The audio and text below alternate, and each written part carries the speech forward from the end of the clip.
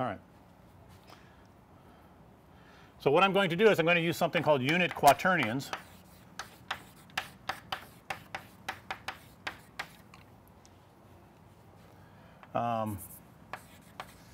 As a better, or perhaps the best, representation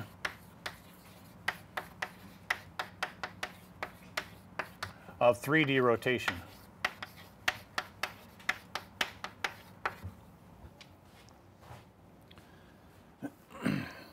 So I will use Q for quaternion. It will look like a 4-dimensional vector. I'll give it 4 very simple coordinates A, B, C, D. I'm not going to use X, Y, Z just to avoid confusion with the ordinary Euclidean space that we're in, but nevertheless you can consider this as an element of R4. So there's nothing strange going on with each of the components. They're just 4 real numbers, 4 real parameters. And I'm going to impose a constraint. They're called unit quaternions, which is going to mean that A squared plus B squared plus C squared plus D squared equals 1. Hey, that's not bad. That gives us how many degrees of freedom? 3. So that's good. So I just want to make sure that's a sanity check, right? Just make sure we're always keeping the degrees of freedom right. What is this geometrically? What kind of shape is this? It's the equation of a, yeah, hypersphere, or let's just say a sphere, a hypersphere. That's right. So it's 1 dimension higher than the 3D sphere. It is a 3-dimensional surface, right? The ordinary sphere is a 2-dimensional surface that sits in R3. This is a 3-dimensional surface that sits in R4, right? So you know, you don't have to completely visualize that. So the set of all Q that we're allowed to have here, the ones that are unit, let me even say it, I'll say unit quaternions is a hypersphere.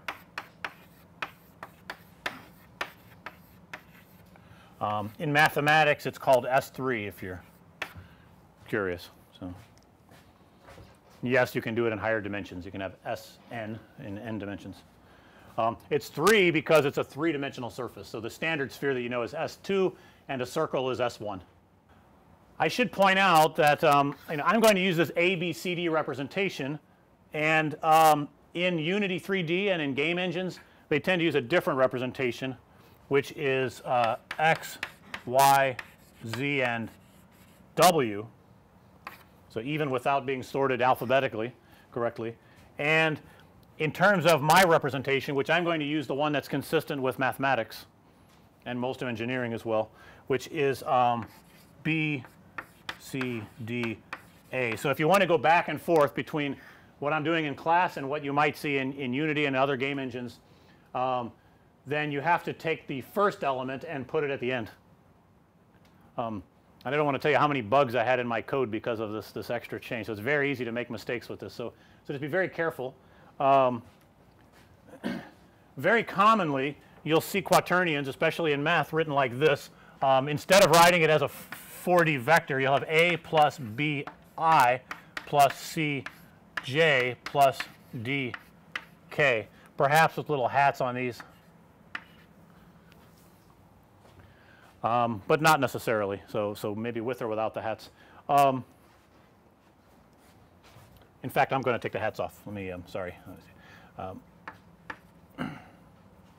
So very often you'll see it written like that. If I look at it with just this part, A plus BI, that reminds you of what? Complex numbers, right? Maybe you put a J there if you're an electrical engineer, because somebody used I for current, right? So and so very often people say that there's a real part of the quaternion, which is the A, and then 3 imaginary parts, which are I, J, and K. And then this leads to lots of fear and confusion among students, right? And so when you deal with complex numbers and you have the real and imaginary parts, those were invented because people wanted to find roots of polynomials, right? The polynomials have real coefficients, and if you want to find all their roots, you need to invent complex numbers to have a kind of algebraic closure. This does not correspond to the algebraic closure of some kind of polynomials. So there are some reasons for referring to these as imaginary parts, because algebraically they behave similar to complex numbers and become a kind of generalization, but they do not correspond to roots of polynomials, and we're not going to do things like that. So in this class I prefer not to make a big deal out of real and imaginary. I don't think that's important here. It's important for you to just think of it as 4 parameters. It's a 4D vector, and we're going to normalize them so that they're on a sphere.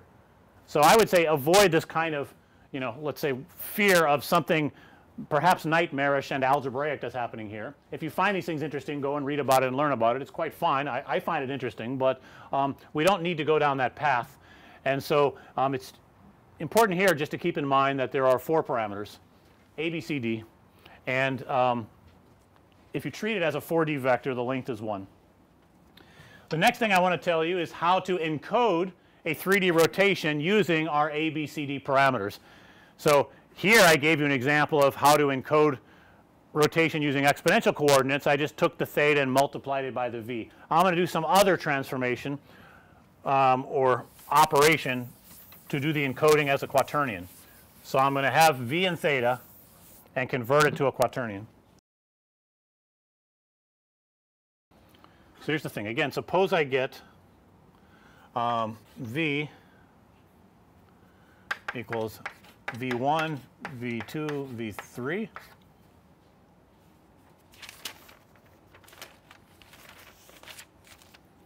and I have theta, right. So I have 4 parameters that I'm using. So I want to go between v and theta, and I'm going to have this representation cosine theta over 2. That's the A part. I'm just going to be a 4D vector here. That's the A part. The B part is going to be v1 times sine of theta over 2. So that's the B. v2 sine theta over 2. That's the C. v3 sine theta over 2. That's the D. All right. So all I did was write cosine theta over 2 here, and then for the remaining 3 components I just took the v vector and did a scalar multiplication times sine theta over 2, correct? That's all I did. If I square all of these and add them up, what do I get? Right? So I get cosine squared theta over 2, and then these 3, well, I get a bunch of sine squares to add up, but I know the length is going to be 1 because the v's, when I square those and add them up, they all add up to 1. So the entire thing is going to, when I square all of these, is going to add up to be sine squared theta over 2. By the simple trig identity, I get 1. So this is a parameterization that puts points on this unit sphere in 4-dimensional space, right? So what I want you to get comfortable with is just being able to move back and forth between these two, so that when you see this A, B, C, D vector somewhere in the code, maybe you're looking at Unity or you're reading the code, except remember that it's X, Y, Z, W there. But whenever you see it, you should be able to look at it directly and understand how to extract the angle theta and the axis v. So it should be very natural for you. Don't have fear about imaginary parts and other kinds of strange things going on, and visualization of 4-dimensional spheres and spheres in R4 and things like that. It's a 3-dimensional sphere in R4. Don't worry about that. Just worry about understanding that there's an axis and an angle that's encoded in here, and it's provided by this simple formula.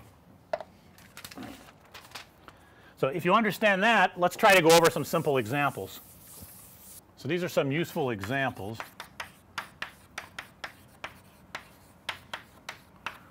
Useful examples. So what does that quaternion do? If I apply this formula, what does it correspond to?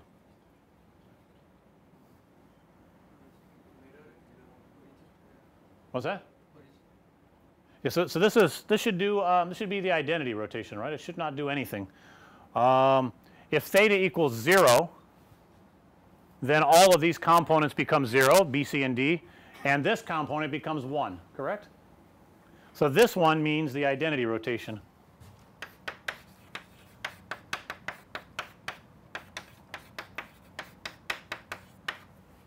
It's very interesting that in that case I can't even tell what the axis was anymore, right, because they all became 0. Does that matter?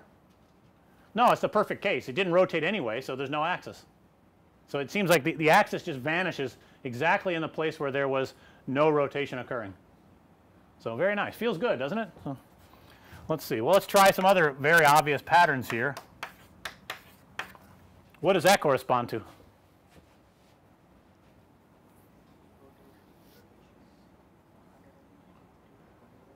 So that's right, 180-degree rotation about the x-axis, right, because the axis here for this case must be v equals 1, 0, 0, right, for this case. So this is pitch. Am I still being consistent with my definitions? Pitch is rotation about x, correct? Okay. So pitch by pi, right, 180 degrees. Well, if you know that case,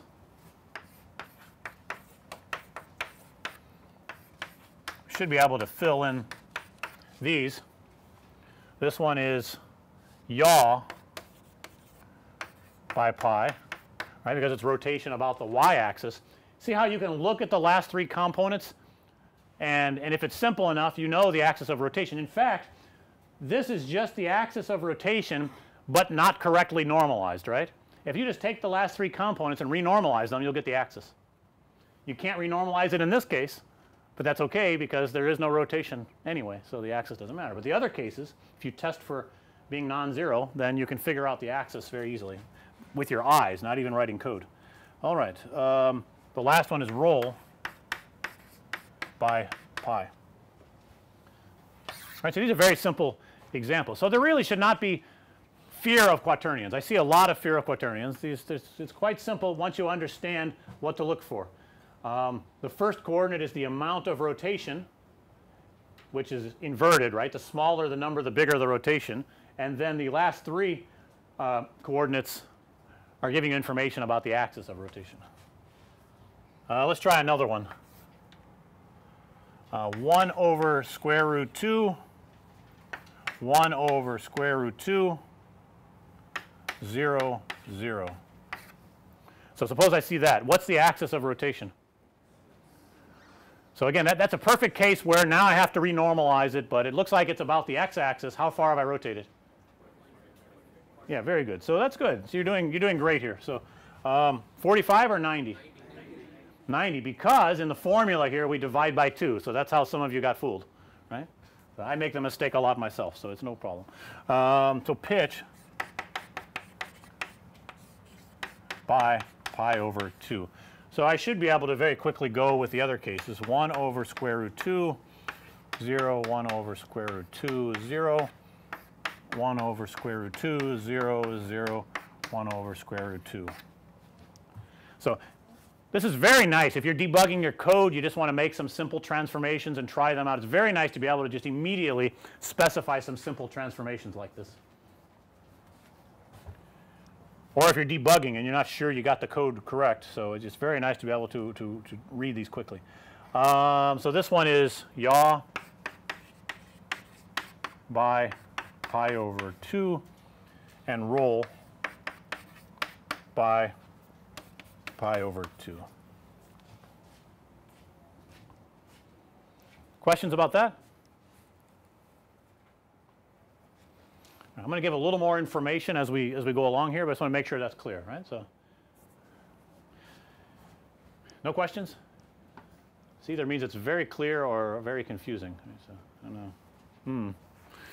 So here's something else to think about. Inverses.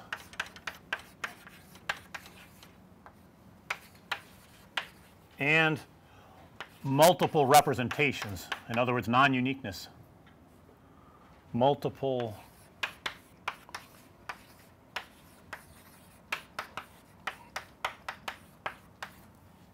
representations. So if I have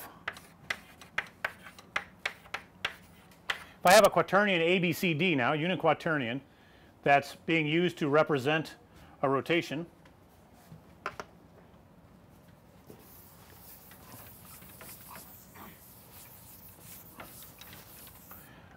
I should probably write back the conversion formula.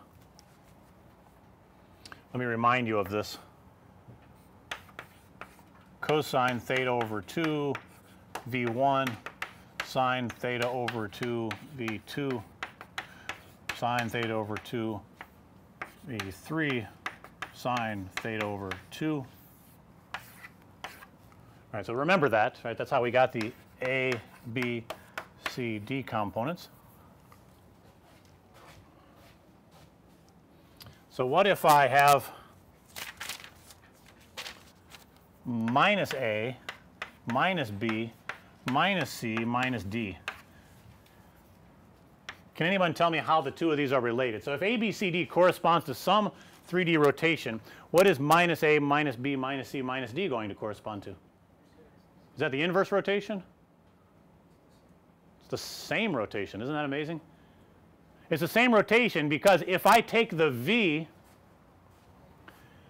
and I twist it in the opposite direction, right? I just flip it around, I will negate the BCD components, and then if I negate the theta as well, that will negate the A, but it will not force another negation here. So that will negate all 4 components. So that means that these two are equivalent.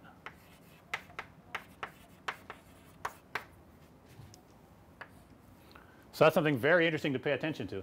So that means that when we travel on this sphere, right, it's a 3-dimensional sphere in 4 dimensions, if we go to the opposite side of it, right, it's called the antipodal point, right, the opposite point. Anybody know where the opposite point on the Earth is from here?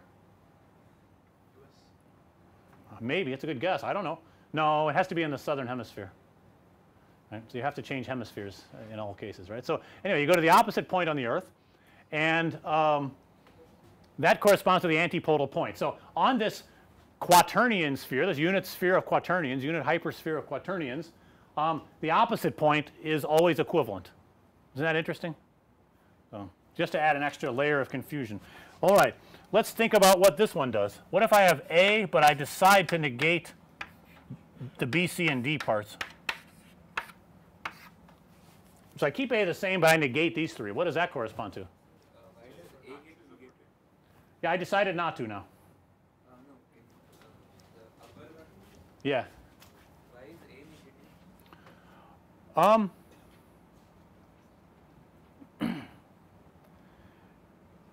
If I take, what do I get if I do cosine minus theta?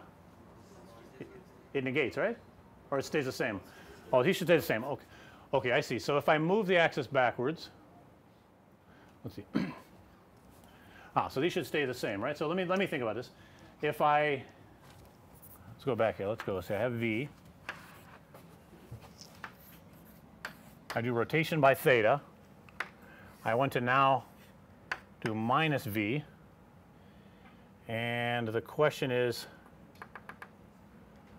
let's see. I want to make this correspond to the exact same rotation.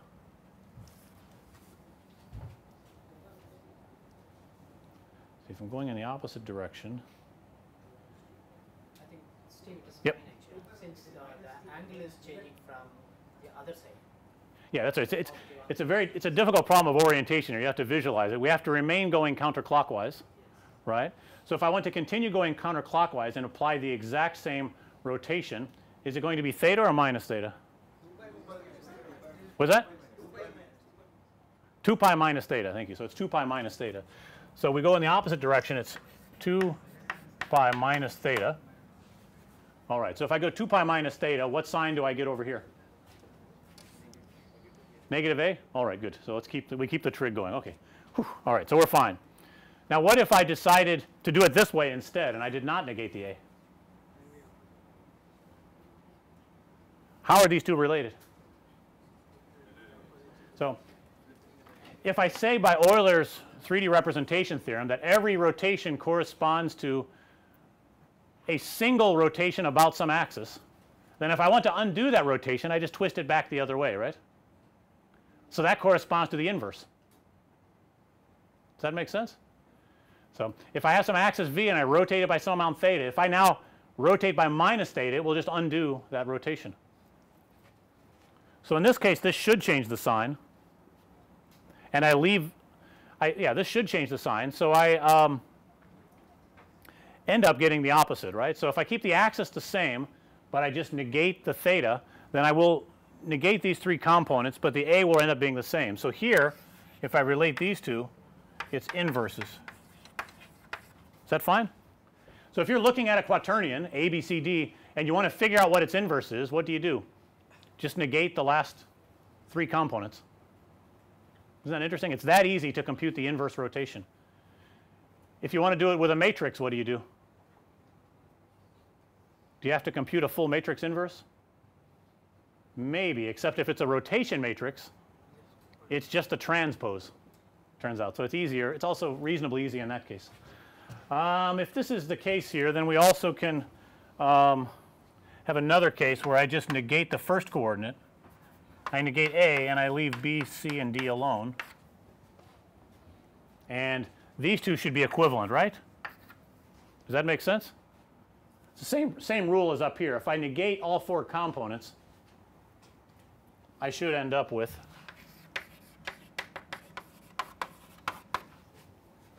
these being equivalent and these two being inverses. Does that seem all right? So again, just to summarize, if I negate all four components, it's the same rotation. If I decide to negate only the first component, or I decide to negate the second, third, and fourth components together, but not the first one, either one of those corresponds to an inverse. Isn't that nice? So that's one very quick way. Many times in programming in these kinds of systems, it's easy to make a mistake where you should have the inverse rotation and you've instead calculated the forward rotation. In that case, you just perform some simple sign changes. You should of course go back and check all of your math carefully and make sure you understand what you're trying to do. But for debugging purposes, it's very helpful to know. You can very quickly spot that you're off by an inverse if the signs are wrong. So that's why I'm telling you this, trying to give you this extra information. All right. Any questions about that?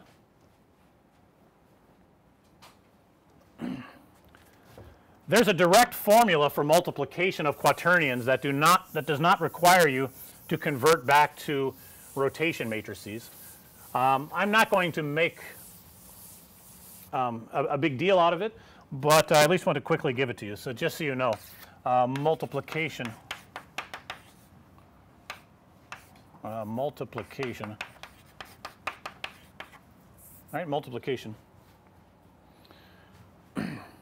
So let's suppose that again we have A, B, C, D for our quaternions,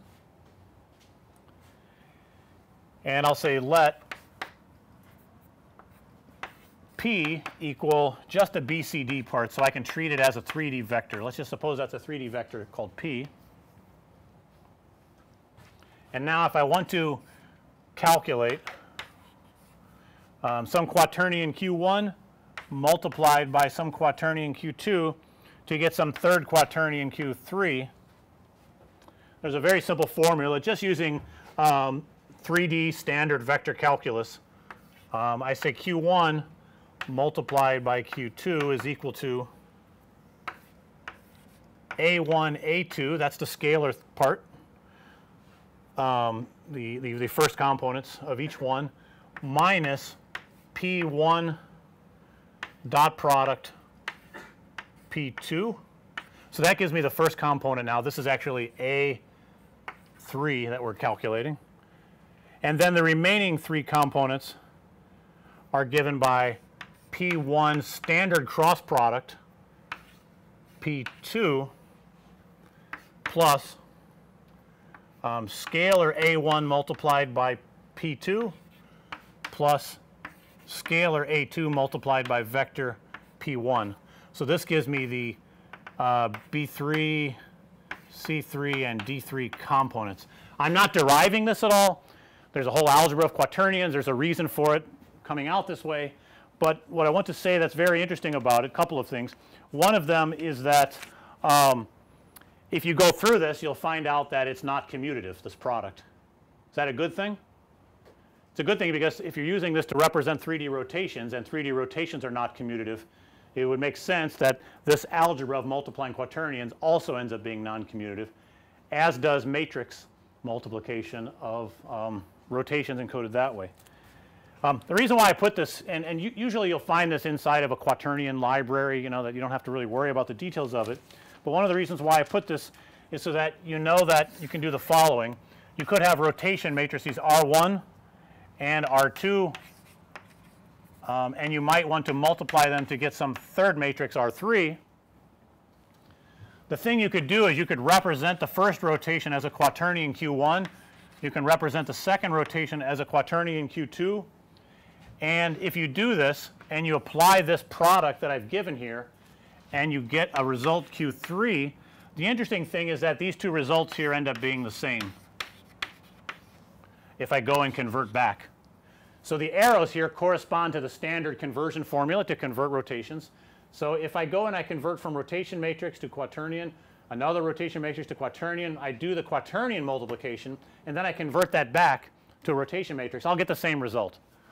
And you'll actually get it with fewer algebraic operations. So people tend to prefer to just stay in quaternion land the whole time, let's say, right. So you don't ever have to convert back to matrices if you do not want to. If you're using a library that forces you to in your code, then so be it. But I just wanted to point out that because of this nice algebra, you can stay entirely inside of quaternion representation. So it's another reason why people like using them in computer graphics and in virtual reality. In addition to this property that I mentioned, but I didn't prove formally in any way, which is that small changes in your quaternion parameters correspond to the same small changes in rotation of the rigid body, regardless of where that rotation is occurring at in the space of rotations, and that's very important. Another way to say it is that if I were to pick an orientation uniformly at random, what would that mean? If it's a 2D orientation, you just pick a number between 0 and 2 pi at random and you'd be fine. What would I pick at random for 3D rotation?